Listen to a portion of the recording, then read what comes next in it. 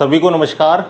तो आज हम स्टार्ट करने जा रहे हैं सॉल्यूशन चैप्टर का लेक्चर नंबर 5, ठीक है ना।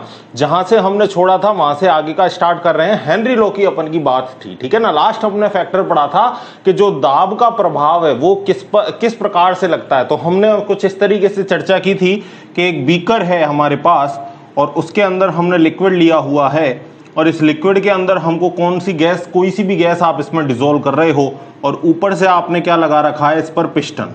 ऊपर से आपने क्या लगा रखा है, पिस्टन। और ये यहां पर आपके पास गैसेस के पार्टिकल्स हैं, गैसीय कण हैं आपके पास, ठीक है ना। तो होगा क्या कि जैसे जैसे आप इस पिस्टन को दबाओगे, जैसे जैसे आप इस पिस्टन को नीचे की तरफ दबाओगे, ये जो गैसेस के पार्टिकल्स हैं ये किससे टकराएंगे भाई, द्रव की सतह से टकराएंगे गैसियस कण, और द्रव की सतह से टकराकर इसके अंदर क्या हो जाएंगे, प्रवेश कर जाएंगे। यानी द्रव के अंदर किसकी विलेयता हो जाएगी, गैस की विलेयता हो जाएगी। ये बात अपन ने इससे पुराने वाले फैक्टर में पढ़ी थी। और यहां से आगे किस लॉ का जन्म होता है भाई, हेनरी नियम की यहां से उत्पत्ति होती है, ठीक है। अब देखो यहां पर समझना एक बात, हेनरी लॉ क्या बोलता है कि भाई जितना आप प्रेशर अप्लाई करोगे, जितना आप प्रेशर अप्लाई करोगे उतने ही गैसेस के पार्टिकल्स किसके अंदर घुल जाएंगे, द्रव के अंदर घुल जाएंगे। यहां मैं जितना प्रेशर लगाऊंगा उतने ही गैस के कण किससे टकराएंगे, द्रव की सतह से टकराएंगे। तो गैस के कणों की घुलने की प्रकृति भी उतनी ही ज्यादा क्या हो जाएगी, बढ़ जाएगी। यानी यहां पर इन्होंने एक बात बोली कि किसी द्रव में घुली गैस की मात्रा, किसी द्रव में घुली गैस की मात्रा किस पर निर्भर करती है, द्रव की सतह पर डाले गए आंशिक वाष्प दाब के समानुपाती होती है। भाई ये ऊपर जो गैस है वो किसकी फॉर्म में, वाष्प की फॉर्म में, और वाष्प द्वारा डाला गया दाब ही क्या कहलाता है, वाष्प दाब कहलाता है, ठीक है। तो क्या बोल रहे हैं हम कि जितनी गैस की घुली हुई मात्रा होगी वो किस पर निर्भर करेगी, डाले गए वाष्प दाब पर। साथ में हमने यहां एक टर्म और ली है, कौन सी, आंशिक। तो हमने आंशिक यूज क्यों किया है कि भाई इसमें एक गैस थोड़ी हो सकती है, एक से ज्यादा गैस भी हो सकती है। मैं बोल सकता हूं इसमें एक से ज्यादा गैस है तो कुछ मान के चलो ऑक्सीजन गैस है तो ऑक्सीजन गैस का भी कुछ प्रेशर होगा, नाइट्रोजन गैस है तो नाइट्रोजन का भी कुछ प्रेशर होगा। यानी अगर एक से ज्यादा गैसें घुली हुई हैं तो हर गैस का अपना अपना क्या होगा, वेपर प्रेशर होगा, वाष्प दाब होगा। तो इस वजह से हमने एक गैस के लिए क्या यूज किया है, यहां पर आंशिक दाब, कि यहां पर अगर ऑक्सीजन गैस घुली है तो ऑक्सीजन गैस का भी कुछ दाब होगा, अगर नाइट्रोजन गैस घुली है तो नाइट्रोजन गैस का भी यहां पर कुछ ना कुछ दाब होगा, ठीक है। आगे देखो, तो मैंने क्या बोला कि m डायरेक्टली प्रोपोर्शनल हो जाएगा किसके, P के। यानी घुली हुई गैस की मात्रा, घुली हुई गैस की मात्रा किस पर निर्भर करेगी, इस पर डाले गए दाब पर निर्भर करेगी, ठीक है। तो m डायरेक्टली प्रोपोर्शनल हो गया किसके, P के। यहां पर m क्या है, घुली हुई गैस की मात्रा, और ये मात्रा किसमें है भाई, द्रव्यमान में है, यानी भार के तौर पर है, ठीक है। दूसरा P किससे ले रखा है हमने, गैस का आंशिक दाब ले रखा है। और यहां पर जो हमको पता है कि जब हम समानुपाती का चिन्ह हटाते हैं, समानुपाती का चिन्ह हटाते हैं तो एक क्या आता है, स्थिरांक आता है, और उस स्थिरांक को हम क्या बोलेंगे, हेनरी स्थिरांक। अब ये अगर यहां पर जो घुली हुई गैस की मात्रा है उसको अगर हम कोई सांद्रता की इकाई दे दें, तो आपको पता है हमने लगभग 9 से 10 सांद्रता की इकाई पढ़ी थी भाई, हमने 9 से 10 के लगभग हमने क्या पढ़ी थी, सांद्रता की इकाई दी थी। तो अगर ये जो घुली हुई गैस की मात्रा है, हम अगर इसको कोई सांद्रता की इकाई दे दें, या मैं कहूं कि जो हेनरी ने इनको सांद्रता की इकाई दी, वो कौन सी इकाई दी, यहां पर मोल भिन्न दिया। कौन सी इकाई दी बच्चों, मोल भिन्न, या जिसको आप मूल अंश भी कह सकते हो। तो आगे हमने क्या लिखा है, यदि घुली हुई गैस की मात्रा को मूल अंश द्वारा दर्शाया जाए तो। अब यहां पर क्वेश्चन उठता है कि जो हेनरी जो वैज्ञानिक था उसने केवल और केवल यहां पर मोल फ्रैक्शन की ही या मोल अंश की यूनिट ही क्यों ली, और कोई मोलरता, मोललता, नॉर्मलता इत्यादि यूनिट उसने क्यों नहीं ली। तो देखो यहां हमको अगर मोल इसकी गैस की मात्रा ज्ञात करनी है तो सबसे जो सरलतम यूनिट जो होती है वो कौन सी होती है, मोल अंश होती है। क्यों होती है, क्योंकि मोल अंश एक तो इकाई रहित है, कोई इसकी यूनिट नहीं होती। दूसरी बात कि ये ताप द्वारा भी कैसी होती है, अप्रभावित होती है।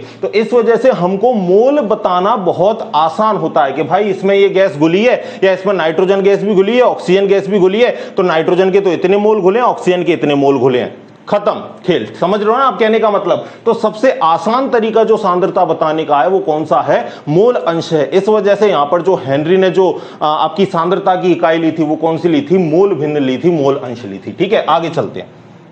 अब क्या लेना है इसने जो गैस की मात्रा है जो m है उसकी जगह पर इसने क्या ले लिया है, मोल अंश ले लिया, और कुछ नहीं है। तो डेफिनेशन उसी के हिसाब से बदल जाएगी कि किसी गैस के द्वारा द्रव की सतह पर डाला गया दाब, द्रव की सतह पर डाला गया आंशिक वाष्प दाब उस विलयन में गैस के मोल अंश के समानुपाती होता है। यानी यहां तो गैस की मात्रा के समानुपाती था, तो यहां किसके समानुपाती हो जाएगा, मोल अंश के समानुपाती। और मोल अंश को हम किसकी टर्म में ले रहे हैं भाई, विलेयता बताने की टर्म में ले रहे हैं कि भाई जितना आप दाब डालोगे उतनी गैस इसमें क्या हो जाएगी, विलेय हो जाएगी। यानी जो मोल अंश है उसको हम किसकी तरह यूज कर रहे हैं, विलेयता की तरह। तो हम कह सकते हैं क्या कि जितना दाब डालोगे, जितना प्रेशर डालोगे उतनी आपकी विलेयता बढ़ेगी।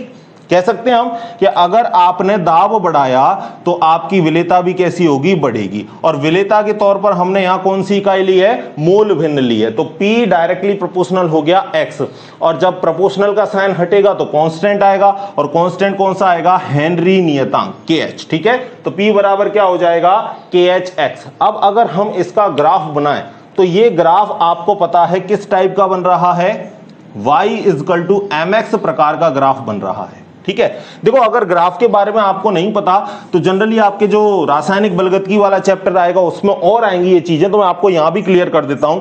3 तरीके के ग्राफ आपके ज्यादातर काम आएंगे आपके 12th क्लास में। एक तो है y = mx, एक है y = mx + c, और एक है y = -mx + c। देखो इस प्रकार की जब भी कंडीशन होगी ना, आपका ग्राफ ऐसे बनेगा। ठीक है, ये तो y एक्सिस पर जो वैल्यू होगी उसको यहां लिखोगे, x एक्सिस पर जो वैल्यू होगी उसको यहां लिखोगे, और ये जो ढाल है, ये जो ढाल है, ढाल किसके बराबर, इंग्लिश में इसको स्लोप बोलते हैं। ढाल किसके बराबर होता है भाई, tan थीटा के बराबर, dy/dx। ठीक है, ये होगा आपका किसके बराबर, m के बराबर। यानी ये तो y अक्ष पे आ जाएगा, ये x अक्ष पे आ जाएगा, और m किसके बराबर हो जाएगी, ढाल के बराबर, जिसको इंग्लिश में क्या बोलते हैं, स्लोप बोलते हैं। ठीक है, अब अगर y = mx + c प्रकार का आपका ग्राफ होगा तो y = mx + c ग्राफ आपका थोड़ा ऊपर से बनेगा। ठीक है, अब यहां पर y एक्सिस पर जो है उसको तो आप यहां लिख दोगे, x एक्सिस पर जो है उसको यहां लिख दोगे। ढाल किसके बराबर होगा, ढाल आपका बराबर होगा m के, और ये जो इंटरसेप्ट है c, ये यहां वाला रीजन ये होगा आपका इंटरसेप्ट c। अब इसको हिंदी में कुछ अंतःकरण कुछ ऐसे कुछ बोलते होंगे, इंग्लिश में याद रख लो आप, सी को क्या बोलना है, इंटरसेप्ट। और इंटरसेप्ट की वैल्यू कहां से कहां तक हुई है, जो बीच में से जो हमने जगह छोड़ के ऊपर से बनाया ना, वो जगह किसकी होगी, आपकी इंटरसेप्ट के बराबर होगी। अगर आपका ग्राफ y = -mx + c वाला है तो -mx + c वाला ग्राफ ऊपर से नीचे की तरफ बनेगा। ठीक है, y एक्सिस पर जो है उसको यहां लिखोगे, x एक्सिस पर जो है उसको यहां लिखोगे, और ये जो ढाल है, जो स्लोप है, वो किसके बराबर होगा, स्लोप होगा -m के बराबर, ऊपर से नीचे की तरफ आएगा -m में। और ये जो c है, अंतःकरण है, जो इंटरसेप्ट है, वो ये रहा इंटरसेप्ट c। तो ये 3 तरीके के आपको ग्राफ में काम आएंगे। अब आप ये वाली कंडीशन देख लो, ये वाली पहली वाली कंडीशन आपको दिख रही है, अरे साफ साफ दिख रही है पहली वाली, ये y एक्सिस, ये स्लोप हो गया m, और ये x एक्सिस पर, तो ये कौन सा ग्राफ है, y = mx + c वाला ग्राफ है। और मैंने आपको बताया y = mx + c वाला ग्राफ कैसे बनता है, बिल्कुल स्ट्रेट लाइन में। तो इसको हम बना देते हैं, पहले ग्राफ को देखो, चलो इसको आप बना लेना, यहां पे देखो, यहां बना देता हूं मैं इसको। ठीक है, इनको मिटा दूं मैं तीनों को, आप चाहो तो वीडियो को पॉज करके लिख लो, इन तीनों को मैं मिटा देता हूं इनको, है ना। तो पहली वाली कंडीशन फुलफिल हो रही है, और पहली वाली कंडीशन हमको पता है बिल्कुल स्ट्रेट डायरेक्शन में उसका ग्राफ बनाएगा, जो ओरिजिन से स्टार्ट होगा बिल्कुल। ठीक है ना, देखो तो y एक्सिस पर क्या है भाई, बताओ, y एक्सिस पर क्या है, p का मतलब आंशिक दाब, आप p भी लिख सकते हो, कोई दिक्कत नहीं है। ठीक है, y एक्सिस पर लिख दिया। x एक्सिस पर क्या है, x एक्सिस पर है मोल भिन्न, x एक्सिस पर क्या है, मोल भिन्न, ये लो आपने मोल भिन्न लिख दिए। ठीक है, और इसके बाद स्लोप किसके बराबर है, ढाल किसके बराबर है, ये जो ढाल है, और ढाल को किससे दिखाते हैं, tan थीटा से, और tan थीटा बराबर क्या होता है, dy/dx, यानी p/x।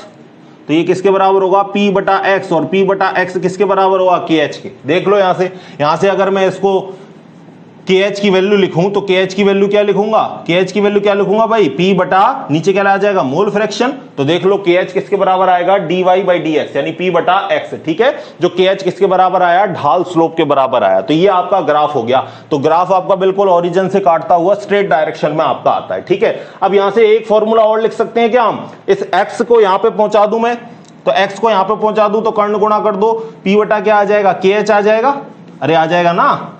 तो यहां से ये फॉर्मूला भी आप लिख सकते हो कि x बराबर क्या होगा, P बटा KH। अब यहां से हम एक चीज कह सकते हैं, क्या समझना इस चीज को बड़े ध्यान से, कि KH की वैल्यू अगर बढ़ेगी, KH की वैल्यू अगर बढ़ेगी तो x की वैल्यू यहां पर क्या होगी, घटेगी।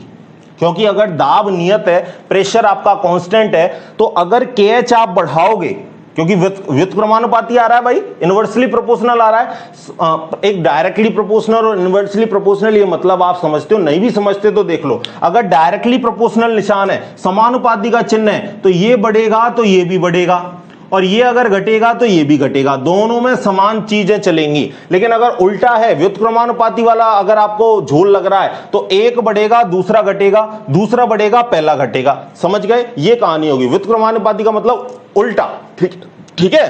तो यहां पर आपको पता चल रहा है कि अगर KH की वैल्यू बढ़ेगी तो हमारा x घट रहा है भाई, और x से हम किसको दिखा रहे हैं, विलेयता को दिखा रहे हैं। यानी मैं कह सकता हूं क्या, इधर स्टार लगा के पहला पॉइंट क्या कह सकता हूं, कि अगर हेनरी नियतांक का मान बढ़ेगा, अगर KH का मान बढ़ेगा, तो यहां पर विलेयता कैसी होगी, आपकी घटेगी। तो पहला पॉइंट, बहुत बढ़िया पॉइंट, आप क्या लिखोगे, अगर KH का मान बढ़ेगा, KH बढ़ेगा तो विलेयता कैसी होगी, घटेगी। विलेयता कैसी होगी भाई, घटेगी। दूसरी एक हमने, जब आप एनसीईआरटी की बुक खोल के देखोगे तो आपको वहां पर KH की अलग अलग वैल्यू दिखाई गई है, टेबल बना के पूरी वैल्यू दिखाई गई है, ठीक है ना। मैं भी अभी आपको कुछ वैल्यू बना के बता दूंगा, ठीक है। तो आप देखते हो, जब आप देखते हो कि जब आप टेम्परेचर बढ़ाते हो, जब आप ताप का मान बढ़ाते हो, तो ताप का मान बढ़ाने के साथ साथ KH बढ़ता है। तो अगला आप क्या लिखोगे, कि ताप बढ़ाने पर KH बढ़ता है, और अगर KH बढ़ेगा तो विलेयता कैसी हो जाएगी, कम हो जाएगी। KH बढ़ता है तथा विलेयता कैसी हो जाएगी, कम हो जाएगी, विलेयता कम हो जाती है, ठीक है। वैसे भी मैंने आपको इफेक्ट में पढ़ाया था कि टेम्परेचर बढ़ाते हैं तो गैसेस के अणु की काइनेटिक एनर्जी बढ़ जाती है, गतिज ऊर्जा बढ़ जाती है, और वो विलयन से कैसे चले जाते हैं, बाहर चले जाते हैं। पिछले क्लास में मैंने आपको फैक्टर्स में पढ़ाया था कि ताप बढ़ाने पर विलेयता घटती है। दो ही ऐसी गैसें हैं, हाइड्रोजन और हीलियम, जिनकी विलेयता बढ़ती है, बाकी सबकी विलेयता कैसी होती है, घटती है। तो यहां पर वही कहानी आ गई कि टेम्परेचर बढ़ाया तो KH बढ़ा, और KH बढ़ा तो विलेयता कैसी हो जाएगी, कम हो जाएगी, ठीक है। एक चीज और देखी गई कि ये जो KH का मान है, KH का मान है, ये अलग अलग गैसों के लिए तो अलग अलग होता ही है, साथ ही ये विलायक के लिए भी अलग अलग होता है। कि अगर पानी में आपने कोई गैस घोली तो KH की वैल्यू अलग आएगी, अगर आपने अल्कोहल में कोई चीज घोली तो उसके लिए अलग आएगी, अगर आपने बेंजीन में कोई सी गैस घोली तो उसके लिए KH की वैल्यू अलग अलग आएगी। ये प्रैक्टिकल डेटा है, तो ये वाला पॉइंट भी आप याद रखोगे कि जो हेनरी नियतांक, जो KH का मान है, KH का मान वो गैस की प्रकृति तथा विलायक पर निर्भर करता है, विलायक पर निर्भर करता है। The value of Henry constant is depend upon solvent and, और क्या बोला, सॉल्वेंट के साथ हमने और क्या बोला, and the nature of gas, ठीक है। समझ गए आप इस बात को। ये सारी बातें भाई बहुत इंपॉर्टेंट है। आपको मैं सीधा सीधा अभी बता दूं कि अगर आप RBSc में हो तो आपको 1 नंबर का क्वेश्चन पूछेगा, न्यूमेरिकल भी देगा, तो सीधा सीधा आपको 1 नंबर का न्यूमेरिकल देगा। हेनरी स्थिरांक, हेनरी नियम क्या है बताइए भैया, आपको छोटा सा एक न्यूमेरिकल दे दिया। एनसीईआरटी में हो, अगर आप एनसीईआरटी की बुक चल रही है, आप सीबीएसई में हो, तो आपको 2 से 3 नंबर का क्वेश्चन यहां से बन सकता है, ठीक है। दूसरी बात मैं आपको एक और इंपॉर्टेंट बता दूं कि आप जब प्रतियोगी की परीक्षा दोगे, आप नीट दोगे, आप जेई दोगे, तो वहां से क्वेश्चन बनने की स्ट्रॉन्ग पॉसिबिलिटी है भाई। इस वजह से आप जो भी टॉपिक पढ़ रहे हो ना, ये नहीं कि बस हमें 12th क्लास करनी है, अरे 12th तो हमें करनी ही है, इसके आगे भी हमें जाना है, तो उसकी तैयारी आप साथ साथ करो। ये नहीं कि आप उसके लिए अलग पढ़ रहे हो, इसके लिए अलग पढ़ रहे हो, ठीक है। टॉपिक पढ़ लिया तो पूरा ही पढ़ो ना, उसको क्या दिक्कत है, आपका 12th तो इसमें इंक्लूड हो ही जाएगा भाई, और आगे की भी तैयारी हमारी हो जाएगी, ठीक है ना। तो आप ये मत सोचना कि सर बुक में तो थोड़ा सा है, आपने इतना लंबा चौड़ा बता दिया, ऐसा कुछ नहीं है भाई। बुक की ही सारी चीजें हैं, बस आपको मैं उनको चीजों को बिल्कुल क्लियर क्लिष्ट एक एक करके आपको मैं समझा रहा हूं, ठीक है। तो लिखो इन सारी बातों को, वीडियो पॉज करके आप लिख सकते हो, ठीक है। मिटा दूं इनको, चलो भाई, ठीक है। आप वीडियो पॉज करके चीजों को लिख लिया करो, ठीक है। चलो आगे की बात करते हैं। कुछ वैल्यूज आपको मैं बताता हूं KH की, जिससे आपको ये जो 3 पॉइंट मैंने जो 3 स्टार लगाए हैं, ये और अच्छे से आपके लिए क्लियर हो जाएंगे। ठीक है, देखना भाई, ध्यान देना। देखो मैंने आपके लिए यूनिट लिख दी है टेम्परेचर की और इधर केएच की भी। देखो पहले टेम्परेचर कम था, 293 केल्विन था, ये टेम्परेचर किस में दे रखा है भाई, केल्विन में, ठीक है। यहां भी किस में दे रखा है, केल्विन में। तो देखो यहां पर केल्विन में टेम्परेचर 293 था, फिर हमने 10 बढ़ा दिया और कितना कर दिया, 303 कर दिया। और मैंने आपको क्या लिख रखा है कि ताप बढ़ाने पर केएच के मान बढ़ते हैं। तो देख लो, जब ताप कम था, जब केएच कम है, कितना है 76.48। जैसे ही ताप बढ़ाया, जैसे ही टेम्परेचर आपने बढ़ाया, उसी दौरान केएच की भी वैल्यू बढ़ गई। देखो 76 से जाकर कहां हो गई, 88 तक हो गई, ठीक है। ये मैं पानी के अंदर बता रहा हूं केएच की वैल्यू, कि N2 गैस को जब आप पानी के अंदर घोलो, O2 ऑक्सीजन गैस को जब आप पानी के अंदर घोलो, ठीक है।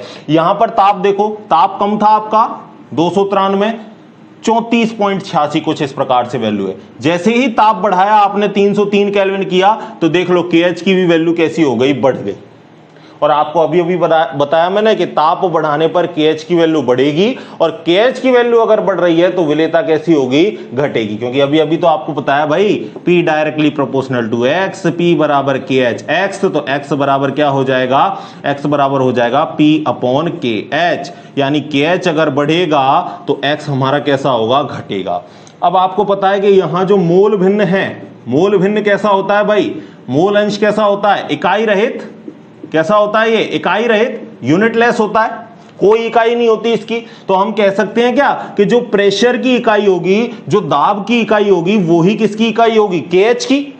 अरे भाई ये तो यूनिटलेस है, इसकी तो कोई इकाई नहीं है, तो जो दाब की इकाई होगी वही किसकी इकाई होगी, केएच की। तो हम कह सकते हैं कि यूनिट ऑफ केओएच, यानी केओएच की केएच की यूनिट कौन कौन सी होगी, तो जो दाब की यूनिट है वही केएच की यूनिट होगी। तो भाई आपका बार हो सकता है, किलो बार हो सकता है, ठीक है, और क्या हो सकता है, एटीएम हो सकता है, और टॉर वैल्यू हो सकती है, और क्या हो सकती है, mmHg हो सकती है, मिलीमीटर ऑफ मरकरी, ठीक है।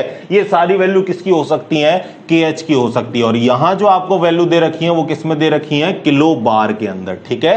तो समझ गए आप कि अगर आप टेम्परेचर बढ़ाओगे तो केएच की वैल्यू बढ़ेगी, और केएच की वैल्यू बढ़ेगी तो आपकी विलेयता घट जाएगी। यही कारण है, यही कारण है, यहां से क्वेश्चन बनता है, यही कारण है कि जो जलीय जीव जंतु हैं वो ठंडे पानी में ज्यादा रहना पसंद करते हैं। क्यों रहना पसंद करते हैं, क्योंकि ठंडा पानी होगा तो उसका टेम्परेचर कैसा होगा, ठंडे पानी का टेम्परेचर कैसा होगा भाई, कम, और टेम्परेचर कम होगा तो केएच भी कैसा होगा, कम, और अगर केएच कम होगा तो हमारी विलेयता कैसी होगी, ज्यादा। तो केएच कम होगा तो विलेयता कैसी होगी, ज्यादा। और किन गैसों की विलेयता की बात कर रहे हैं हम, ऑक्सीजन हो गया, ये वगैरह गैसें हो गई, क्योंकि जलीय जीव जंतु श्वसन में किसका ऑक्सीजन करेंगे, जो जल में घुली हुई ऑक्सीजन है। अब अगर टेम्परेचर कम है तो जल में घुली हुई ऑक्सीजन की विलेयता कैसी होगी, बढ़ेगी, विलेयता ज्यादा होगी, तो जलीय जीव जंतुओं को ऑक्सीजन लेने में क्या रहेगी, आसानी रहेगी। अगर गर्म जल होगा, अगर गर्म जल होगा तो वहां विलेयता कैसी होगी, कम, विलेयता कम होगी। तो अगर पानी के अंदर ऑक्सीजन ही नहीं रहेगी तो जलीय जीव जंतु जिंदा कैसे रहेंगे, समझ रहे हो ना आप बात को। तो इस वजह से गर्म जल के अंदर जलीय जीव जंतु रहना कम पसंद करते हैं एज कंपेयर टू किसके अंदर, ठंडे पानी के अंदर, ठीक है। समझ गए बात को, कॉन्सेप्ट बिल्कुल क्लियर है। अब एक बढ़िया सा न्यूमेरिकल कराता हूं आपको, जो भी कुछ डाउट्स है वो सारे न्यूमेरिकल के अंदर खत्म। और इसी प्रकार का न्यूमेरिकल आपको कंपटीशन एग्जाम में, और आप अगर सीबीएसई एग्जाम से, सीबीएसई बोर्ड से हो तो वहां भी इस प्रकार का क्वेश्चन बन सकता है, ठीक है। तो एक बार इसको लिख लो फिर आगे चलते हैं। देखना भाई, अब ध्यान देना इस क्वेश्चन को कैसे करेंगे, है ना। सबसे पहले तो जो वैल्यूज आपको दे रखी हैं उन वैल्यूज को आप लिख लो। तो क्या क्या दे रखा है, 1 लीटर जल का आयतन दे रखा है, और क्या दे रखा है, पूछ क्या रहा है, ऑक्सीजन की मात्रा पूछ रहा है। और याद रहे मात्रा का मतलब यहां किससे तात्पर्य है, वजन से है, द्रव्यमान से है। पूछ रहा है ऑक्सीजन का कितना भार है, ठीक है। ऑक्सीजन का परिकलन कीजिए, ऑक्सीजन की मात्रा का मतलब ऑक्सीजन के भार का परिकलन कीजिए। उसका आंशिक दाब दे रखा है, पार्शियल प्रेशर दे रखा है, कितना, 0.20 ATM, ठीक है। और क्या पूछ रहा है, इस ताप पर ऑक्सीजन के लिए हेनरी स्थिरांक, केएच की भी वैल्यू दे रखी है, कितनी दे रखी है, 4.58 गुणा 10 की पावर 4 ATM, ठीक है। तो सारी वैल्यू हमको दे रखी है, तो हम लिख देते हैं डायरेक्ट हेनरी नियमानुसार। हेनरी के नियम से हमने क्या बात सीखी, हमने ये सीखी कि P बराबर होता है वो KHX के बराबर होता है। और हमें यहाँ ऑक्सीजन की मात्रा निकालनी है। तो ऑक्सीजन की मात्रा हम किससे निकालेंगे? मोल फ्रैक्शन निकाल के। ऑक्सीजन के मोल फ्रैक्शन निकाल लेते हैं, फिर उसके मोल से हम क्या निकाल लेंगे? ऑक्सीजन का वजन निकाल लेंगे। क्यों? क्योंकि मोल का सूत्र क्या होता है? भार बटा अणुभार। तो वहां से हमको ऑक्सीजन का भार मिल जाएगा। तो हमें क्या कैलकुलेट करना है? मोल फ्रैक्शन यानी मोल अंश की गणना हमें करनी है। तो यहां से हम लिख सकते हैं कि ऑक्सीजन का मोल भिन्न बराबर क्या हो जाएगा? P बटा KH। लिख सकते हैं भाई? बिल्कुल लिख सकते हैं। P की वैल्यू कितनी दे रखी है? बताओ मुझे, P की वैल्यू कितनी दे रखी है भाई? ये दे रखा। आंशिक दाब कितना दे रखा है? 0.20 ATM। ठीक है। और KH कितना दे रखा है? KH दे रखा है 4.58 गुणा 10 की पावर 4 ATM। तो ATM से ATM गया। ठीक है। अब जब आप इसको 10 की पावर 4 को ऊपर ले जाओगे तो किस में आ जाएगा? 10 की पावर -4। और जब आप यहां पे जोड़ बाकी गुणा भाग करोगे तो क्या आएगा? 0.0436। ठीक है, ये वैल्यू आएगी जब आप जोड़ बाकी गुणा भाग करोगे। ठीक है। अब देखो यहां पर पॉइंट के 2 जीरो से 2 जीरो कट जाएगी, फिर 20 में आप भाग दे लेना किसका? 458 का। अब देखो यहां पर चीजें बड़ी स्टूडेंट गलती जो करते हैं वो यहीं पर करते हैं। छोटी सी बात है लेकिन फिर भी गलती होती है। देखो मैं आपको डायरेक्ट तरीका बता रहा हूं, उसके बाद आप भूलोगे नहीं। जब भी डेसिमल आपको राइट हैंड साइड में ले जाना हो, आपको दाईं तरफ ले जाना हो, तो आप क्या कर दोगे? 10 की पावर नेगेटिव। जितना दाईं तरफ ले जाओगे उतना नेगेटिव में निशान लगाओगे। और जब भी आप दशमलव को बाईं तरफ लाओगे तो बाईं तरफ आप हमेशा 10 की पावर क्या रखोगे? पॉजिटिव। ऐसे याद रख लो कि सड़क पर बाईं तरफ चलना सेफ है। मतलब सड़क पर अगर आप बाईं तरफ चलोगे तो सुरक्षित रहोगे। कहने का मतलब अगर दशमलव को बाईं तरफ लाओगे तो वैल्यू किस में आएगी? प्लस में आएगी। ठीक है। मैं तो भाई इसी तरीके से याद रखता हूं। आपको मैंने बता दिया मेरा तरीका, क्योंकि मेरे को कंफ्यूजन नहीं होता। नहीं तो एक बार अगर माइंड में कंफ्यूजन घुस गया, जब आप एग्जाम टेबल में बैठे और एक बार अगर आपके माइंड में कंफ्यूजन घुस गया तो वो आसानी से निकलने वाला नहीं है। वो निकलेगा, वो कब निकलेगा? जब आप एग्जाम हॉल से बाहर निकलोगे। अरे अब मुझे याद आया एक साथ, तब तो याद नहीं आ रहा था जब हम बैठे थे टेबल में घंटों से हम सोच रहे थे माइनस होगी प्लस होगी। तो अपने माइंड को कोई एक ऐसी पर्टिकुलर चीज बता दो जिससे उसको कंफ्यूजन ना हो। तो मैंने बता रखी है कि भाई सड़क पर बाईं तरफ चलूंगा तो सुरक्षित रहूंगा। कहने का मतलब अगर दशमलव को मैं बाईं तरफ ले जाऊंगा तो वैल्यू हमेशा किस में आएगी? प्लस में आएगी। ठीक है। आगे देखो, अब आपको क्या करना है कि यहां पर जो भी दशमलव होता है हम उसको क्या करते हैं कि प्रथम गैर शून्य अंक के बगल में ले जाते हैं, यानी फर्स्ट नॉन जीरो डिजिट के बाद में ले जाते हैं। तो गैर शून्य अंक कौन सा है? 4। तो हम क्या लिख देंगे? हमको दशमलव कितना खिसकाना पड़ा? 2 स्थान। देखो एक तो 0 ये रहा और 1 ये रहा, तो 2 स्थान खिसका दिया। तो हम इसको क्या लिखेंगे? 4.36। और जब हमने 2 स्थान दाईं तरफ खिसकाया है तो माइनस में कितने बढ़ेंगे? 2 बढ़ेंगे। यानी 10 की पावर -4 तो पहले से ही है, -2 और बढ़े तो क्या हो जाएगा? 10 की पावर -6। तो ये वैल्यू किसकी आ गई?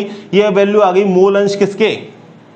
मूल अंश किसके भाई? ऑक्सीजन के। तो हम जानते हैं मूल अंश को कैसे लिखते हैं? ऑक्सीजन के मोल बटा टोटल विलयन के मोल। और टोटल विलयन को मतलब हमने इसको ऑक्सीजन गैस को किस में घोला है? पानी में घोला है। तो ऊपर ऑक्सीजन के मोल, नीचे टोटल विलयन के मोल। अब हमको पता है भाई ये वैल्यू तो हमने निकाल ली। क्या है? XO2 की जगह क्या रखोगे? 4.36 गुणा 10 की पावर -6 बराबर NO2 हमें नहीं पता। ठीक है। अपॉन NO2 ये भी हमें नहीं पता। NH2O क्या हम इसको निकाल सकते हैं? बिल्कुल निकाल सकते हैं। आयतन दे रखा है 1 लीटर जल। तो देख लो भाई, अब अगर मैं मोल निकालूं H2O के मोल, तो मोल का सूत्र क्या होता है? भार बटा अणुभार। और आपको भार दे रखा है क्या भाई? मुझे देख के बताओ एक बार, जल का भार दे रखा है आपको या आयतन दे रखा है? जल का आयतन दे रखा है। तो आयतन दे रखा है तो भार की जगह तो नहीं रख सकते। तो हम किसका सहारा लेंगे? घनत्व का। डेंसिटी बराबर क्या होता है? द्रव्यमान बटा आयतन। और पानी की डेंसिटी क्या होती है? 1 ग्राम पर ml। ठीक है। तो इससे हम निकाल सकते हैं जल का भार क्या होगा? ये m बराबर क्या है? द्रव्यमान। तो यहां से हम जल का द्रव्यमान निकाल लेंगे, जल का भार। तो जल का भार बराबर क्या होगा भाई? घनत्व गुणा आयतन। घनत्व हमको पता है 1 ग्राम पर ml। और हमें आयतन कितना दे रखा है? अरे भाई आयतन कितना दे रखा है? 1 लीटर। और जब लीटर को हम ml में चेंज करेंगे तो 1 लीटर बराबर कितने होते हैं? 1000 ml। तो यहां से हमने देखो 1 ग्राम पर ml, ये तो हमने यूनिट रख दी किसकी? डेंसिटी की। और ये हमने रख दिए 1000 ml। अब आपको पता है ml से ml इनवर्स गया, और जब 1 ग्राम का गुणा मैं 1000 से करूंगा तो जल का भार कितना आ जाएगा भाई? जल का भार भार आ जाएगा हमारे पास 1000 ग्राम। तो कहने का मतलब अगर आपको नहीं दे रखा तो आप लीटर को एज इट इज ग्राम मान के सॉल्यूशन कर सकते हो। ये मैंने आपको पूरा बता दिया कि किस तरीके से 1 लीटर बराबर जल का भार हम कितना लेके आए, 1000 ग्राम लेके आए। ठीक है, तो अब भार आ गया आपके पास, कितना आ गया, कितना आ गया बोलो, 1000।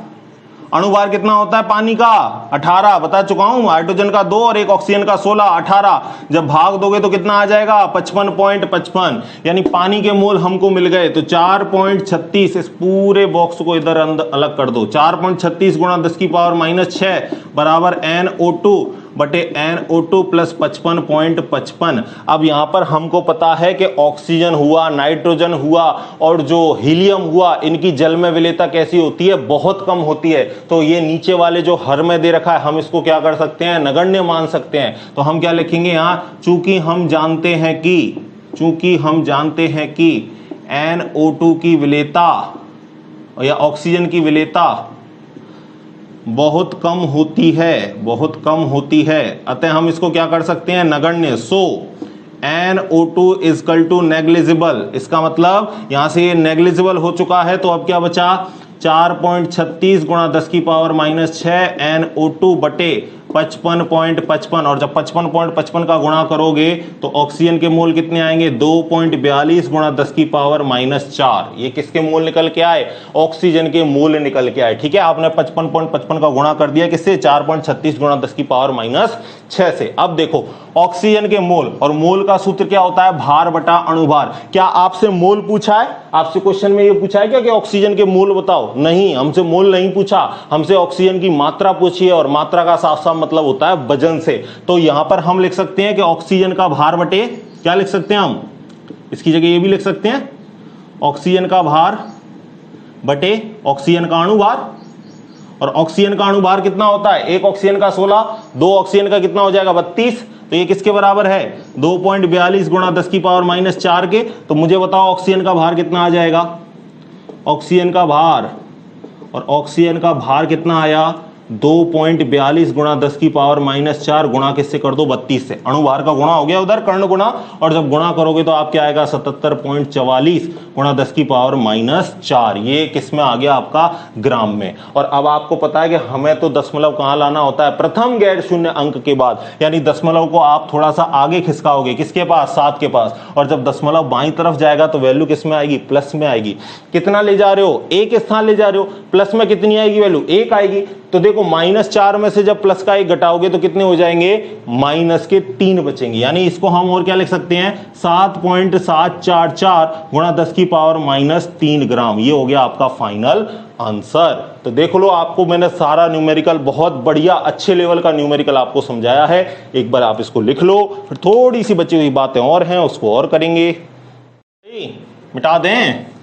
चलो, इसके बाद आपको क्या करना है, इसके बाद आपको छोटी सी हेडिंग और है, हेनरी नियम की सीमाएं, यानी लिमिटेशन ऑफ हेनरीज लॉ। कहां कहां पर हेनरी लॉ लगेगा, कहां पर अप्लाई नहीं होगा, इन सारी बातों की चर्चा हम करेंगे। हेनरी नियम की सीमाएं, तो अगली हेडिंग लगाओगे आप, limitation of Henry's law, Henry नियम की सीमाएं। तो हेनरी नियम की पहली सीमा क्या है भाई, पहली सीमा समझ लो, आपको उस प्रकार की गैस लेनी है जो आपके विलायक से क्रिया ना करे। यानी विलायक से अगर क्रिया करेगी तो कुछ ना कुछ अलग से कंपाउंड बना देगी। गैस पानी के अंदर जाके अलग से कुछ कंपाउंड बना देगी। तो जब अलग से यौगिक बना दिया, यौगिक ही हमारा बदल गया, तो उसका पार्शियल प्रेशर भी कोई एप्लीकेबल वहां पर नहीं होगा। यानी कहने का मतलब, जो गैस आप ले रहे हो, मस्ट कंडीशन कौन सी है, गैस विलायक से क्रिया ना करे, विलायक से रासायनिक अभिक्रिया ना करे। तो ना करे का मतलब क्या है, बहुत बढ़िया एग्जाम्पल, मैंने आपको अवशोषण गुणांक लिखाया था। अरे अवशोषण गुणांक लिखाया था मैंने आपको, और वहां पर क्या बताया था कि जो अमोनिया और जो HCl गैस है उनकी जल में विलेयता कैसी होती है, बहुत ज्यादा।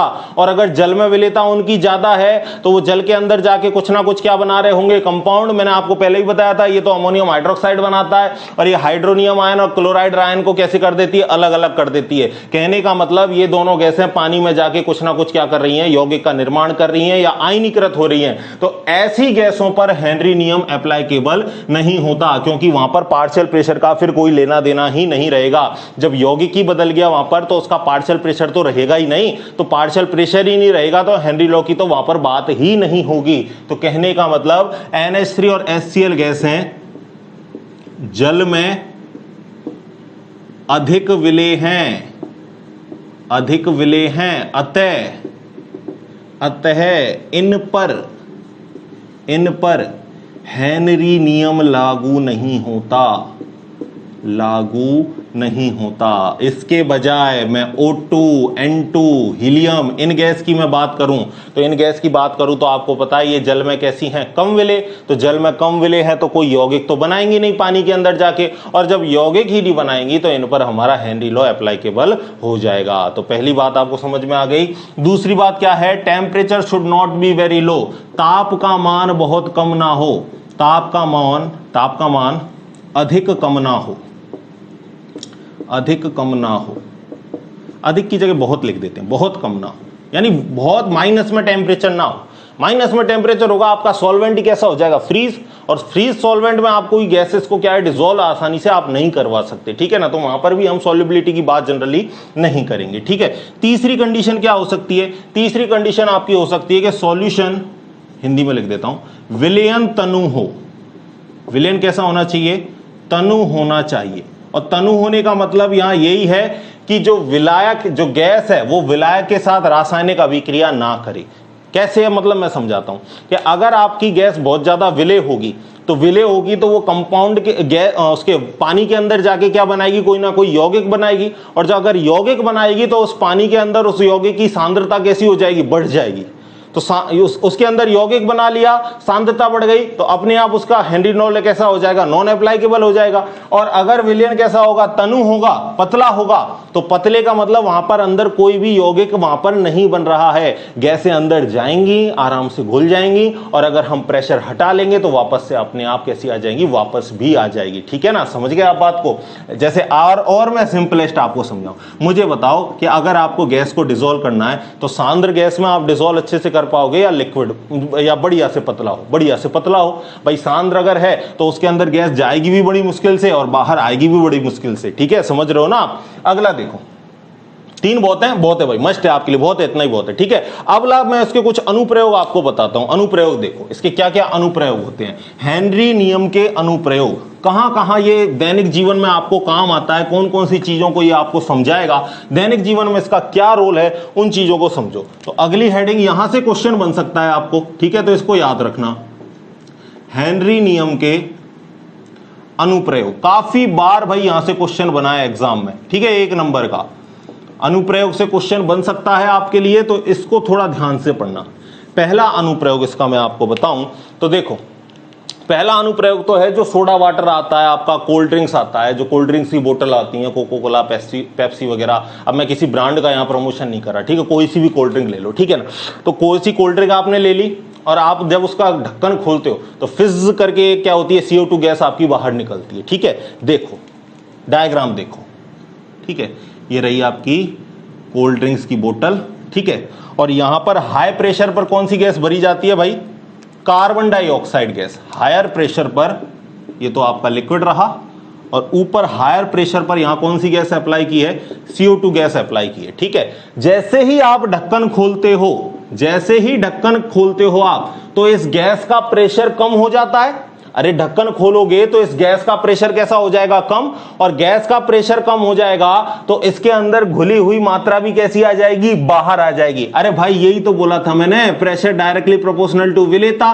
या मैंने बोला था pressure directly proportional to mole fraction, यानी जो गैस जो घुली हुई है वो किस पर निर्भर कर रही है, प्रेशर पर निर्भर कर रही है। अगर मैंने ढक्कन हटाया तो ढक्कन हटाने का मतलब क्या है, मैंने प्रेशर कैसा कर दिया, कम कर दिया। और अगर प्रेशर कम कर दूंगा तो इसके अंदर जितनी CO2 गैस घुली थी, इसके अंदर जितनी CO2 गैस घुली थी उस गैस की विलेयता भी कैसी हो जाएगी, कम हो जाएगी। यानी जो इसके अंदर गैस घुल गई थी वो गैस वापस से बाहर निकल आएगी बुलबुलों के तौर पर, बुलबुले करके एक फिज करके आवाज आती है और आपकी सारी CO2 गैस कैसी आ जाती है, बाहर आ जाती है। ठीक है, तो पहला तो एक ये इसका आपका क्या हो गया, अनुप्रयोग हो गया। तो आपको एक जो बढ़िया करंट वाला टेस्ट आता है ना, वो किसकी वजह से आता है, CO2 की वजह से आता है। थोड़ी देर आप बोतल को खुला छोड़ के रख दो, उसके बाद आप उसको पियो तो आपको मजा आएगा क्या, नहीं आएगा। तो कहने का मतलब यहां पर जो सॉफ्ट ड्रिंक हो गया, आपके कोल्ड ड्रिंक हो गए, उनमें CO2 को उच्च दाब पर भरा जाता है, वो भी किस लॉ की सहायता से, हेनरी नियम की सहायता से। दूसरा आपको मैं बताऊं, दूसरा हो गया भाई आपका स्क्यूबा डाइवर्स जो होते हैं। स्क्यूबा डाइवर्स का मतलब जो पानी के अंदर, जो समुद्र के अंदर गहराई तक जाते हैं, ठीक है, वो अपने टैंक में क्या करते हैं, वो अपने टैंक में थोड़ी सी हीलियम गैस को साथ में लेके जाते हैं। ऐसा क्यों करते हैं वो मैं आपको बताता हूं। देखो जैसे जैसे वो, ये मान के चलो समुद्र है, समुद्र को तो भाई हम नीले मार्कर से बनाएंगे, ठीक है, ये हमारा समुद्र है, ठीक है, ये आपका समुद्र है और गहराई में एक आपका स्क्यूबा डाइवर जा रहा है और वो यहां पर आपका मूवमेंट कर रहा है, ठीक है, यहां पर तैराक तैर रहा है, ठीक है। अब जैसे ही वो नीचे नीचे की तरफ जाएगा, आपको पता है कि अगर जमीन से हम ऊपर की तरफ जाएंगे तो दाब कैसा होता है, कम, और अगर जमीन से हम नीचे की तरफ आएंगे तो दाब कैसा होता है, ज्यादा। क्योंकि जैसे जैसे नीचे की तरफ जाएंगे पानी में तो ऊपर से कुछ पानी का भी प्रेशर लग रहा होगा और पानी के ऊपर वायुमंडल का भी प्रेशर लग रहा होगा। भाई हम जितना नीचे नीचे जाएंगे, ये नीचे तैराक पहुंच गया तो इसके ऊपर पानी का भी कुछ प्रेशर लग रहा होगा और इसके ऊपर जो वायुमंडलीय दाब है वो भी लग रहा होगा। तो कहने का मतलब आप अगर नीचे की तरफ जाओगे तो दाब बढ़ता है और आप अगर ऊपर की तरफ आओगे तो दाब कैसा होता है, घटता है। तो जैसे जैसे ये नीचे जाता है तो इसके जो टैंकर होता है उसमें आपको पता है कि वायु भर के ले जाते हैं और वायु में आपको पता है नाइट्रोजन भी होती है, ऑक्सीजन भी होती है, क्योंकि वायुमंडल में हमारे सबसे ज्यादा कौन सी गैस है, नाइट्रोजन गैस भी है। तो होता क्या है कि जैसे जैसे ये नीचे जाता है प्रेशर बढ़ता है और आपको पता है कि अगर प्रेशर बढ़ेगा तो विलेयता भी कैसी होगी, बढ़ेगी, बढ़ेगी कि नहीं। तो ऊपर तो वो नाइट्रोजन गैस घुल नहीं रही थी, लेकिन ये भाई साहब जैसे जैसे नीचे नीचे गहराई में पहुंचते जा रहे हैं तो वैसे वैसे इनके अंदर, इनके ब्लड में नाइट्रोजन गैस घुलती जा रही है, घुलती जा रही है। तो नाइट्रोजन गैस घुल गई, जितना नीचे गए उतनी नाइट्रोजन गैस सारी इनकी रक्त में क्या हो गई, घुल गई। तो वहां तक तो कोई दिक्कत वाली बात नहीं है। दिक्कत कब आएगी, जब ये भाई साहब ऊपर आएंगे। अब ये भाई साहब क्या आ रहे हैं, तैरते हुए ऊपर आ रहे हैं। तो ऊपर आएंगे तो जैसे जैसे ये ऊपर आएंगे वैसे वैसे प्रेशर आपको पता है कम होगा, जैसे जैसे ऊपर आएंगे वैसे वैसे दाब घटेगा, प्रेशर घटेगा, और अगर प्रेशर घटेगा तो विलेयता भी कैसी होगी, घटेगी। तो अब जो गैस नाइट्रोजन इनके शरीर में घुल चुकी थी वो नाइट्रोजन गैस अब बुलबुले करके क्या आती है, बाहर आती है। समझ गए आप, ये वाली कंडीशन हो जाती है कि जैसे ही ढक्कन हटाया तो बुलबुले करके CO2 गैस कैसी आ जाएगी आपकी बाहर। तो वही हाल इनका होता है कि जैसे ये ऊपर आने लगते हैं तो ऊपर आने लगते हैं तो प्रेशर कम होता है। तो जो नाइट्रोजन गैस पहले इनके खून में घुल गई थी वो नाइट्रोजन गैस अब बुलबुले करके क्या आने लगती है, बाहर आने लगती है। तो उन बबल से क्या होता है, जो कैपिलरीज होती हैं वो ब्लॉकेज आ जाता है, उसमें बबल्स आ जाती है। जो कैपिलरीज होती है ना, जो खून की, रक्त कैपिलरी बोल दो आप उनको, उनमें क्या आ जाता है, ब्लॉकेज आ जाते हैं, बबल्स आ जाते हैं नाइट्रोजन गैस के। तो जिससे असहनीय पीड़ा होती है और उस पीड़ा को हम क्या नाम देते हैं, बैंड नाम देते हैं। उस पीड़ा को हम क्या नाम देते हैं भाई, बैंड्स नाम देते हैं। ठीक है, तो बैंड्स के नामक एक जो चिकित्सीय की जो प्रॉब्लम है वो हमारे लिए क्रिएट हो जाती है। ठीक है, इससे बचने के लिए हम क्या कर देते हैं, उसके अंदर हीलियम गैस को हम क्या कर देते हैं, अंदर उसमें टैंक के अंदर भर देते हैं। तो आप उसका कंपोजिशन भी याद रख सकते हो, पूछा भी जाता है आपको। तो स्क्यूबा डाइवर्स के जो टैंक्स हैं, जो उनके श्वसन के टैंक्स हैं, उसमें 11.7% तो आपकी होती है हीलियम गैस, ठीक है, और आपकी 56.2% होती है आपकी नाइट्रोजन गैस, साथ में आपकी 32.1% होती है ऑक्सीजन गैस। तो ये आपका कुछ गैसों का संगठन रहता है किसके अंदर, स्क्यूबा डाइवर्स के सिलेंडर के अंदर, स्क्यूबा डाइवर्स के श्वसन सिलेंडर के अंदर। ठीक है, याद रख लेना, श्वसन सिलेंडर के अंदर। ये हो गया भाई आपका दूसरा। अब तीसरा आपका और देख लो। तीसरा आता है कि जो आपके क्लाइंबर्स होते हैं, जो पर्वतारोही होते हैं, वो पर्वतारोही जैसे जैसे पर्वत की ओर चढ़ते हैं। अब हमने समुद्र बनाया था, अब हम थोड़ा सा पर्वत को भी देख लेते हैं भाई। ठीक है, देखो ये हमने पर्वत बनाया और इस पर्वत पर जो पर्वतारोही हैं वो क्या है आपके वही चढ़ाई करते हैं, ठीक है। तो चढ़ाई करते हैं, ये पर्वतारोही चढ़ता जा रहा है, चढ़ता जा रहा है, और आपको पता है जैसे जैसे ऊपर जाते हैं वैसे वैसे दाब कैसा होता है, कम, वैसे वैसे दाब कैसा होता है, कम। और अगर दाब कम होगा तो विलेयता भी कम होगी, और विलेयता कम होगी तो होता क्या है कि जैसे जैसे ये ऊपर पहुंचते हैं, ये जैसे इस टॉप पर आ जाते हैं, टॉप पोजीशन पे, तो होता क्या है जैसे जैसे ऊपर जाएंगे दाब घट रहा है, दाब घट रहा है, विलेयता घट रही है, तो इनकी बॉडी के अंदर जो ऑक्सीजन की घुली हुई मात्रा थी वो ऑक्सीजन की मात्रा कैसी हो रही है, कम हो रही है, ठीक है। ऑक्सीजन की विलेयता कैसी हो रही है, कम हो रही है। और हमारे शरीर में हमको हर तरफ क्या चाहिए, ऑक्सीजन चाहिए, तो इनके ब्रेन तक ऑक्सीजन की सप्लाई अच्छे से नहीं हो पा रही है। तो जब इनके लिए ऑक्सीजन की सप्लाई नहीं हो पा रही है तो इनके सोचने समझने की शक्ति कैसी हो जाती है, कम हो जाती है, ठीक है। और इस अवस्था को हम क्या, और थकान भी महसूस करते हैं, और इस अवस्था को हम क्या बोलते हैं, एनोक्सिया।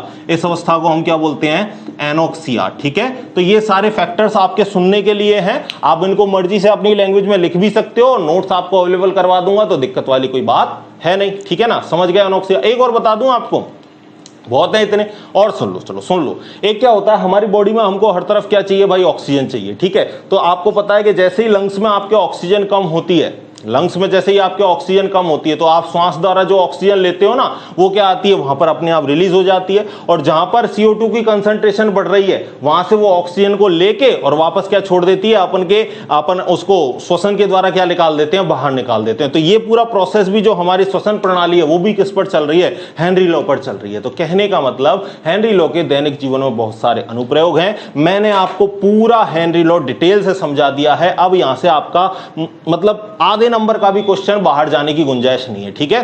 सारा कॉन्सेप्ट क्लियर है। मिलते हैं इसी तरीके की अगली क्लास में, तब तक पढ़ते रहिए, खुश रहिए, धन्यवाद।